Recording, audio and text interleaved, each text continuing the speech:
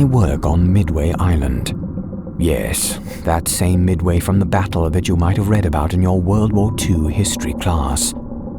Back in the day, this island used to house a massive naval base with hundreds of sailors and dozens of ships and planes. But after the war, the base was shut down, and the island was all but forgotten. It's not abandoned, not by any means. There's around 40 of us who live here on the island now. There are a few medics, a few dozen workers who make sure the island's airstrip stays in working order, and 500 researchers who study birds. None of us live here permanently, though. It's too small and too loud with all the birds. Oh, the birds. Midway is an important breeding ground for several species of migrating seabird. Go ahead, go to Google Maps and drop a street view anywhere on the island. Every square foot of it has its own bird. Here's a few examples for you if you don't know what I mean. Every day and night, their calls never stop. I was lucky. Pretty soon my brain managed to file bird call under the white noise category. If someone didn't point them out, I wouldn't have noticed them. My co-worker Bill was different though. Bill hated the birds. Every single day when we changed shifts into the small radio room on the island, he had a new complaint. They'd nested inside his window. They'd eaten his plants. They'd crapped all over his bike. I told him that it just came with the job, but he always would grunt and continue complaining anyway.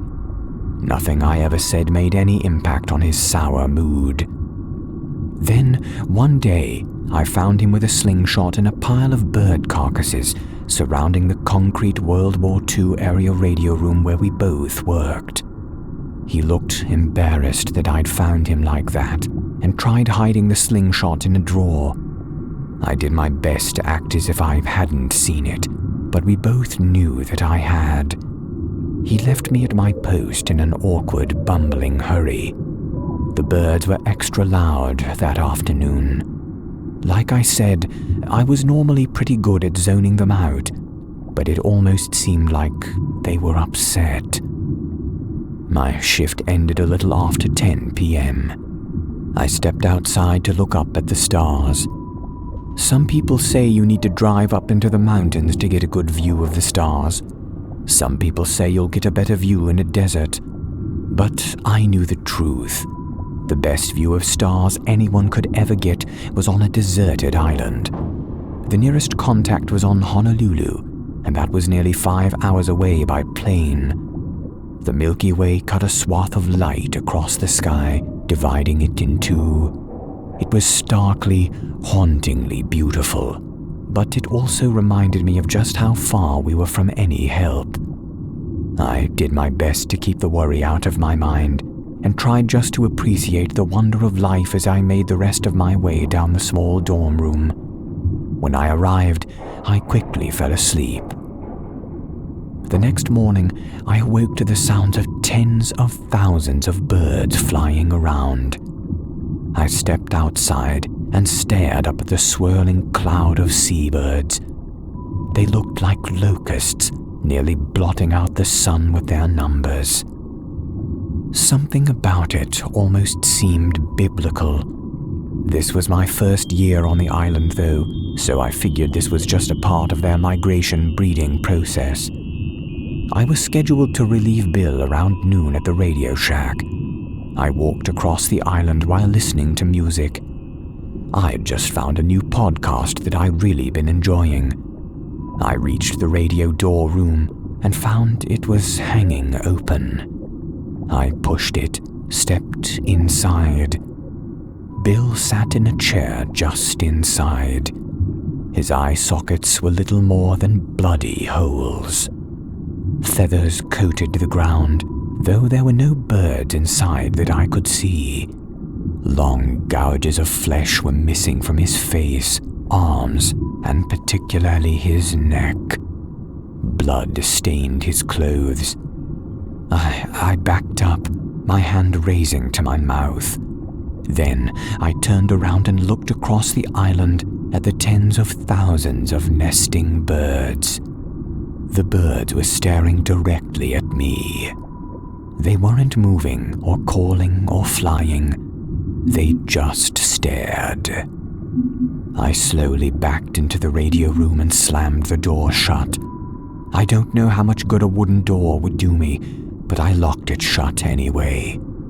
I called then for emergency evacuation by the radio, and they told me they would be arriving later tonight. I'm still waiting in the radio room. I don't know how a plane will safely land with all those birds flying around. But I know I'll have to leave and walk through them to get to the airstrip when it finally lands.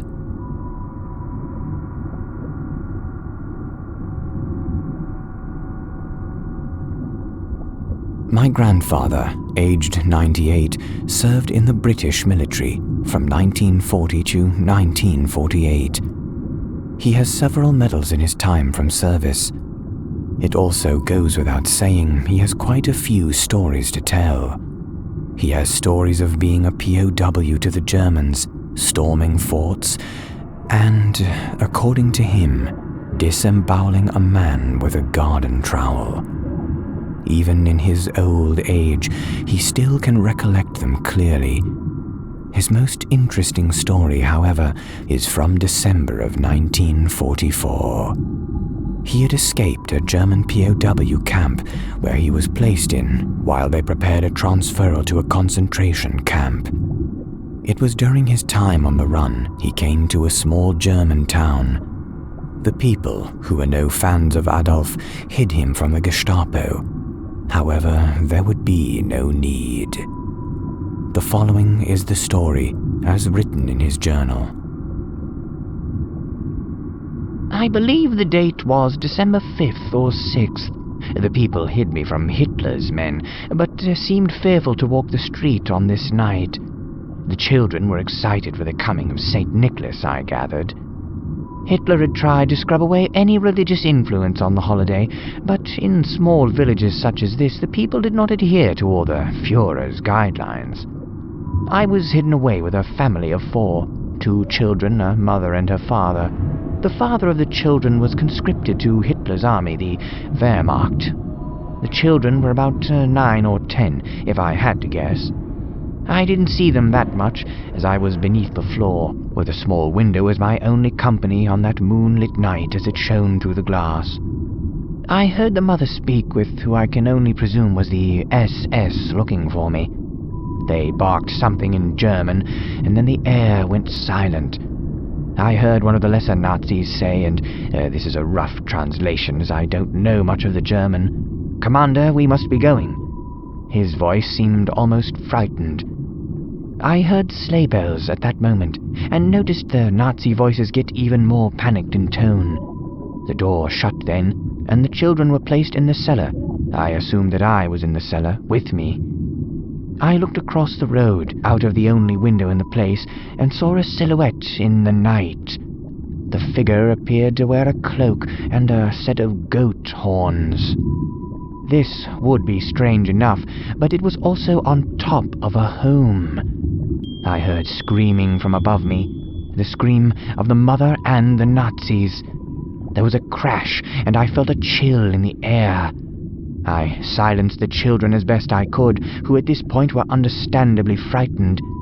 There were gunshots, then more silence. I expected to hear the barking of the Gestapo, but instead I heard heavy steps, like hooves, but far too large. Chains seemed to be scraping the floor above the children and I. The door to the hidden area swung open at that moment. The son, I believe his name was Klaus, let out a shriek, and suddenly was snatched up, through the floorboards. Same with the little girl. I wasn't going to sit by and let this happen. I rose from my hiding place, shaken but undeterred. The bodies of the mother and the Gestapo and her father lay gutted and strewn about. The gore on the being's horns named it the culprit. It was putting the daughter in the large sack on its back, where I could see movement from what I could only assume was other children. It wore many furs and chains. It had a hunched disposition. I yelled at the cloaked figure. It turned, standing upright from its hunched position. It stood easily 9 or so feet tall. It had the body of a man, with large, sharp, knife-like fingers. The horns were a part of its person, growing from its goat-like head. It smiled at me with crooked, rotten teeth. Its eyes were also very much goat-like. Among its many chains were sleigh bells jingling as it moved, the source of the bells earlier. I moved to grab the pistol from the dead Gestapo's hand and fired it. The creature didn't move. It hardly seemed fazed.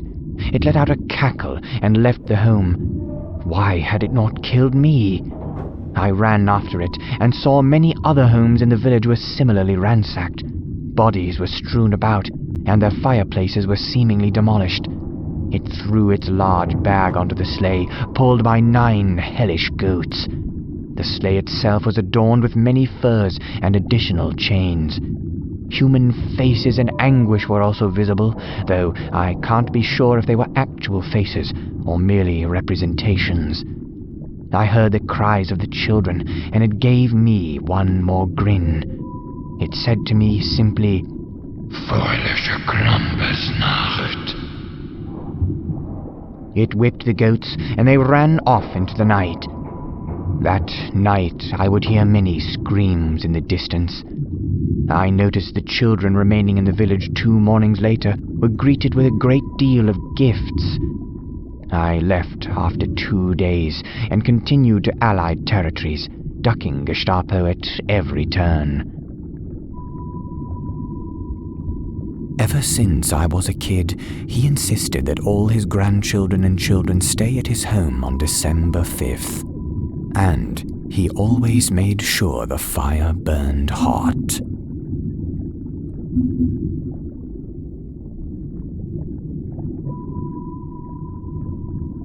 My Grandpa's Stories from World War II by Harry Down 2.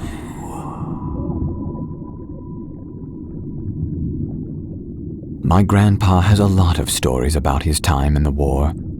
Amid the general chaos and inhumanity of battle, some inexplicable things happened. Here they are in his words. We were holed up in a trench, starving and freezing.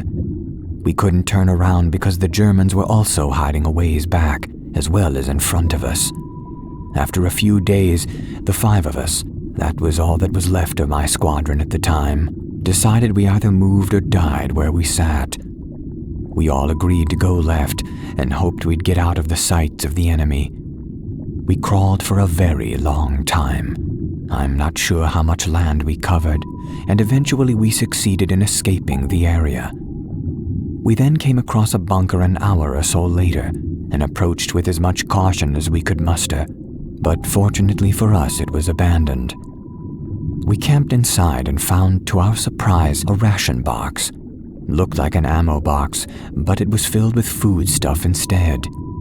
We dug in, and not until we devoured about half of it did we realize that one of our riflemen told us to read the labels.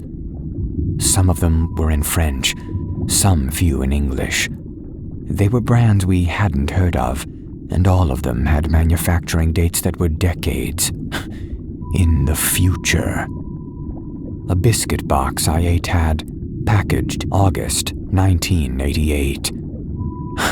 We didn't dwell on that, but it was unnerving.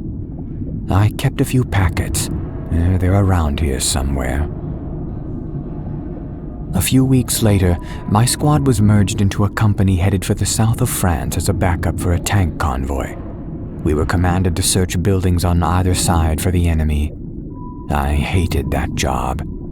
Every corner promised death. My partner Michael and I took turns clearing rooms. On one he turned and he froze up. I thought there were enemies and got into position, but when he turned around, his face was ghostly white, and I knew it was something else, so I took a look of my own. I saw a small room absolutely covered in human remains and blood. I mean, dripping in them. ceiling and all, like a grenade or maybe 20 grenades had gone off. Except there was no charring whatsoever, no burnt smell, and the furniture wasn't even damaged. There were no bullet holes or casings, no weapons or anything. It was a bunch of people, SS by the uniform scraps, but there looked to be dress scraps in there too, had been torn to smithereens. Most of our squadron got a look in that room, but no one could explain just what on earth had gone down in there. Something many thousands of soldiers experienced on all sides was Our Lady. That's the nickname we gave her anyway. A kind of singing, ethereal wailing could be heard occasionally, usually mid-afternoon or night. Perhaps it was some kind of experimental horn or siren, but whatever it was haunting. Haunting and beautiful. Then there was the story of the extra members circulating through the ranks. An advisory trickled down to us privates that soldiers could take count of their members randomly, and most often than usual, especially if they were having a streak of bad luck. It was a bit vague, until the first-hand accounts got around that many different squads and platoons had been finding an extra among them, who nobody knew the name of and who wouldn't speak. Some men said they'd let him to run away. Others claimed to have shot him dead when discovered, only to have the same guy show up again a few days later. They all described him more or less the same. Brown hair, hazel eyes, olive skin.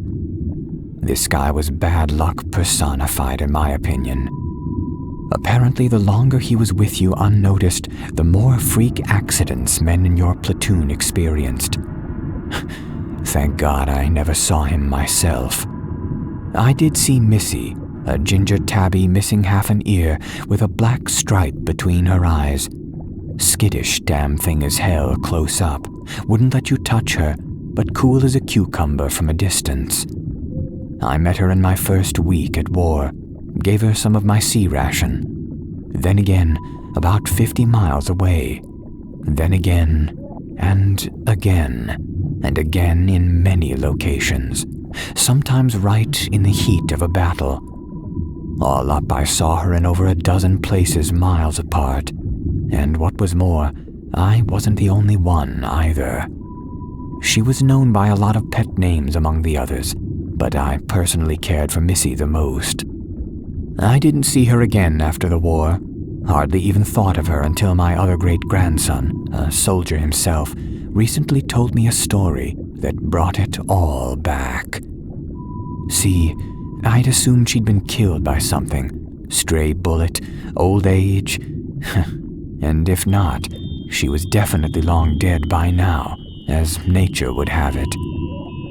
But then David told me of a cat he and his friend had spotted several times on tour in Iraq, defying death left and right, and always watching someone. He described Missy to a T. He had nicknamed her Lucky. I'd never told any of my family about Missy or about that particular story before then. Maybe it was a different cat, but I don't think it was. There you have it. He knows how improbable these all may sound, but he swears by every one.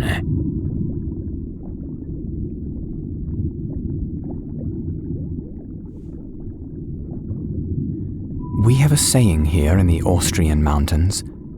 Wann's wirklich hin is, krampt's nimmer ham, tuat's doch, holt der Teufel sein Schulden. Which roughly translated means, if something is dead, it will never come home again. If it does, it might just be the devil coming to get even. My grandpa always closed his World War II stories with this little poem. As a child, I didn't think of it much, as I was more into the whole war aspect of his tales. He was a tank commander in the German army before the Nazis took over. I was always afraid that my grandpa was a Nazi, but he assured me that as soon as he had the chance, he ran off and left the Wehrmacht. When the war started, he got assigned to a little post in the mountain region of Slovenia on the Austrian border side. His tank and 3 others should watch and protect the outpost against Slovenian freedom fighters.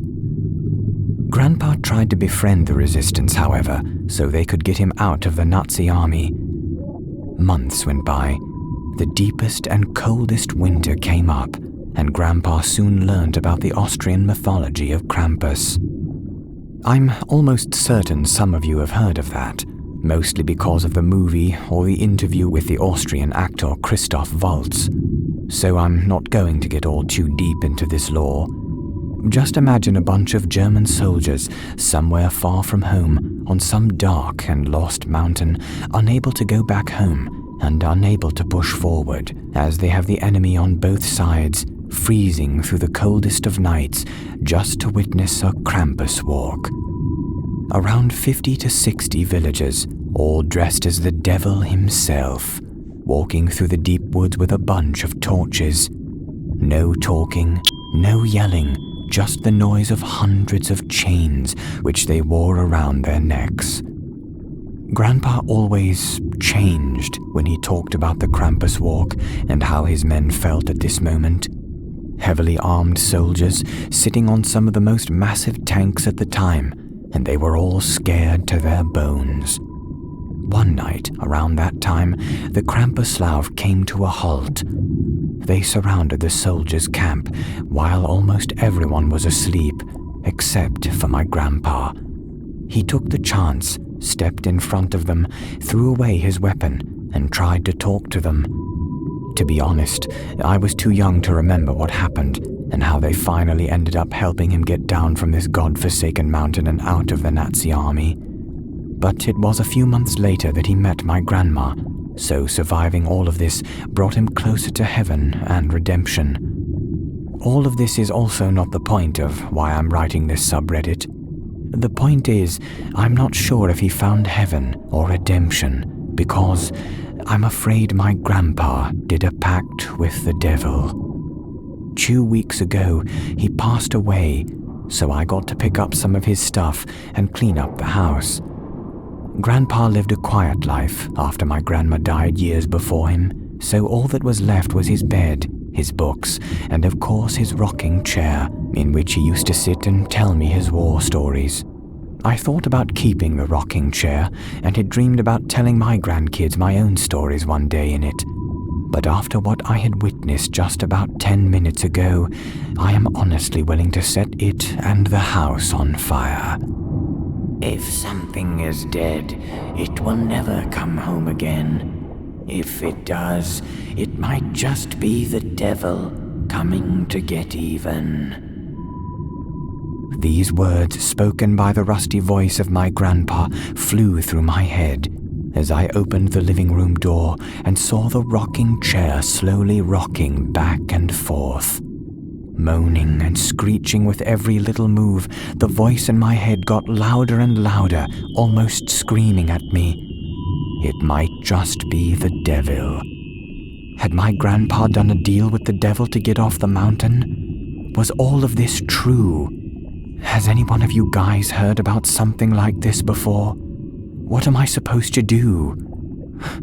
As I am writing this, the chair kept rocking, and the voice in my head won't stop. I need help, please.